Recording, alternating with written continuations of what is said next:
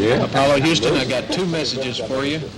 Moscow is go for docking. Houston is go for docking. It's up to you guys. Have fun. Alrighty, sounds good. Palovina Mila Alexei. Soyuz docking system is ready. Good show. Let's stay there. Look at time.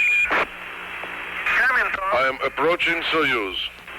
Tom, please don't forget about your engine. Less than 5 meters distance. 3 metro. 3 meters. 3 metro. 1 meter.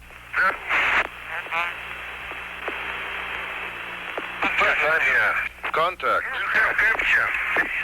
Capture. Tell Professor Bushuyev it was a soft docking. Well done, Tom. It was a good show. They are looking forward now to shaking hands with you in both Soyuz. All right, on a show. Открываю loop 3. Okay, the camera. Aha! Здравствуйте. Got it? Okay, it'll stay open. Go ahead. Go ahead, Tom. Alexei. Just a moment. Okay, turn on the camera. Hit the remote. Okay. Here. Camera. Glad to see you. Here. Здравствуйте, Алексей.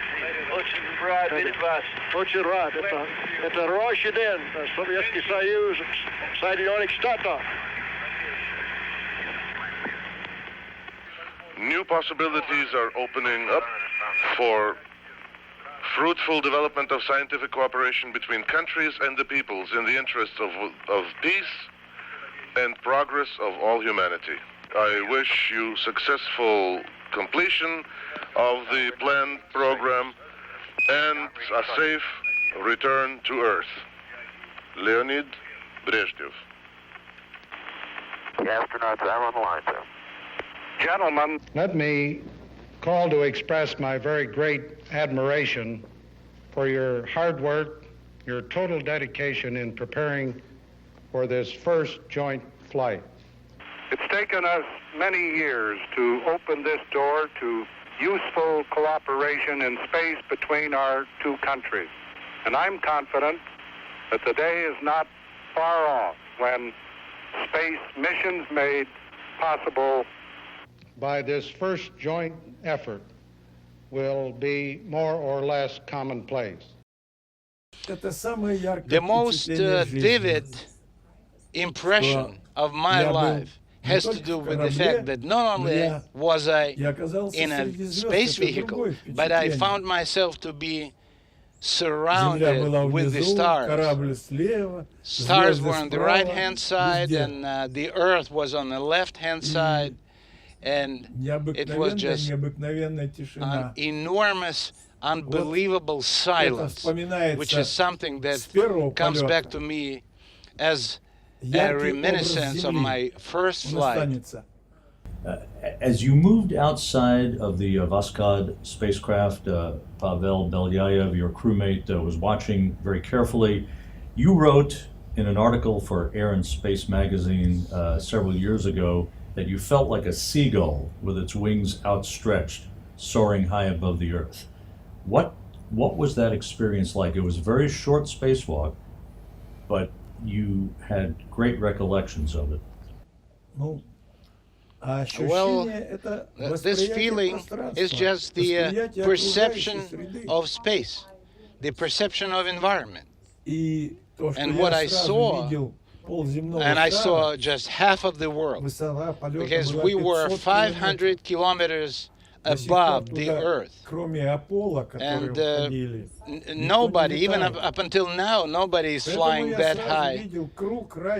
So I saw a radius of half of the planet of Earth. And the ability to see the whole Earth as a globe, pretty much, is something that was extremely attractive. And I could easily recognize the Black Sea, the Crimea, Romania, Bulgaria, Italy, looking up a little bit, Baltic Sea, And it was all within minutes, if not seconds.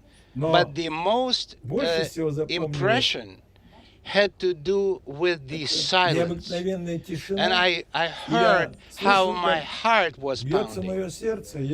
I could hear myself breathe. And I remembered Arthur Clarke and Stanley Kubrick, who, while doing this Space Odyssey, they worked a lot on the soundtrack.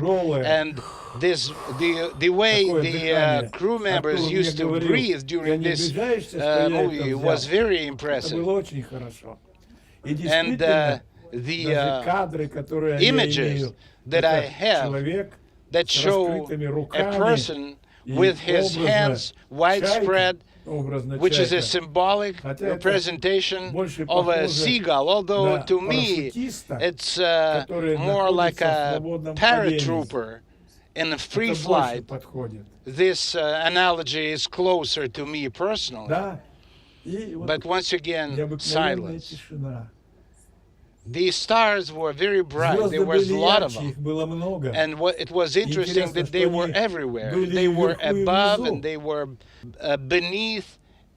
On the ground, we can only see stars up in the sky. In space, they are everywhere. And it depends on how good a vision of an individual is, but in space, we see much smaller stars